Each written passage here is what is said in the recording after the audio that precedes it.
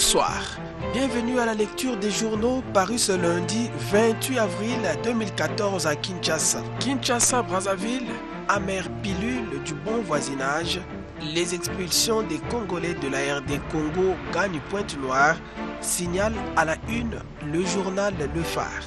Pour ces quotidiens d'information, l'amère pilule du bon voisinage avec le Congo-Brazzaville est difficile à avaler par les Congolais de Kinshasa, déclarés indésirables sur l'autre rive du pôle Malébo et à Pointe-Noire, et fatigués des assurances des autorités nationales du règlement du problème par voie diplomatique, ne rêvent plus que des représailles, écrit le confrère. La grogne populaire est si forte à Kinshasa que des étudiants brazzavillois inscrits dans les universités et instituts supérieurs de Kinshasa, craignant d'être molestés et dépouillés de leurs biens, ont anticipé le week-end dernier en sautant dans le premier bateau du retour à Brazzaville, note encore le confrère. Mais au-delà de l'animosité qui les attend à Brazzaville, Pointe-Noire, Luanda et un peu partout en Afrique, en Europe, en Asie et en Amérique, le débat est relancé au sujet de ce que les Congolais vont chercher en dehors du territoire national. Le Congo nouveau, tant promis aux filles et fils de ce pays depuis 1960, au lendemain du départ des colons belges, reste un slogan creux, déplore le confrère. Scandale géologique et agricole, le Grand Congo peine à décoller économiquement et industriellement.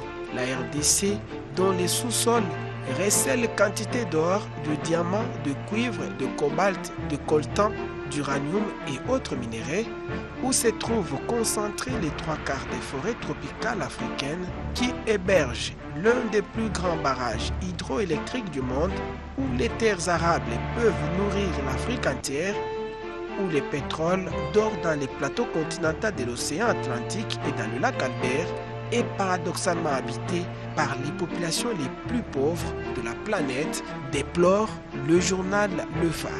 Viol, extorsion des biens, disparition des membres des familles, etc. Les expulsés de Brazzaville les dénoncent. Note pour sa part le journal La Référence Plus. Pour le confrère, une dame qui a requis l'anonymat, revenue volontairement à Kinshasa pour rejoindre sa famille, a laissé entendre que les Congolais sont victimes des tracasseries, des viols et des tueries dans la ville de Brazzaville.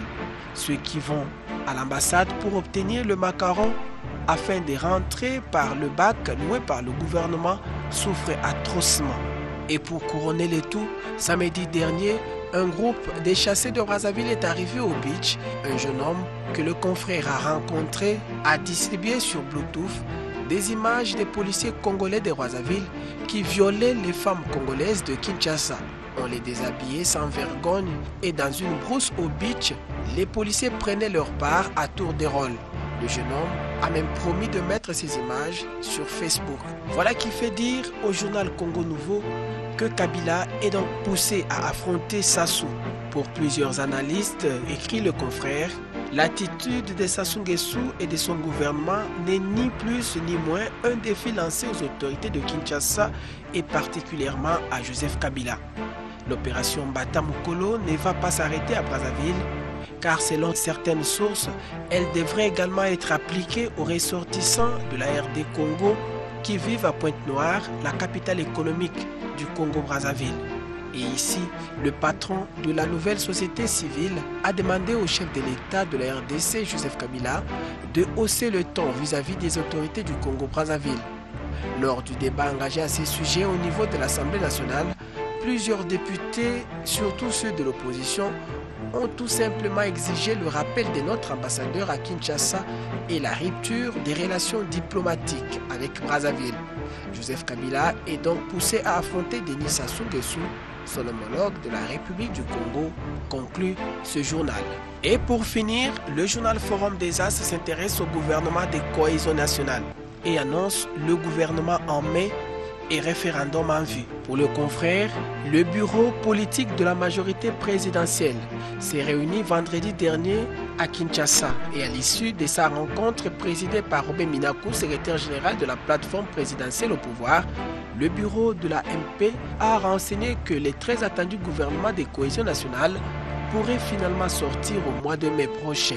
Pas seulement, note le confrère, cet organe de conception, d'orientation et de décision de l'AMP a par ailleurs confirmé l'imminence d'un référendum populaire, mais aucune précision des dates n'a été donnée à cet effet. Voilà tout pour aujourd'hui. Merci de nous avoir suivis.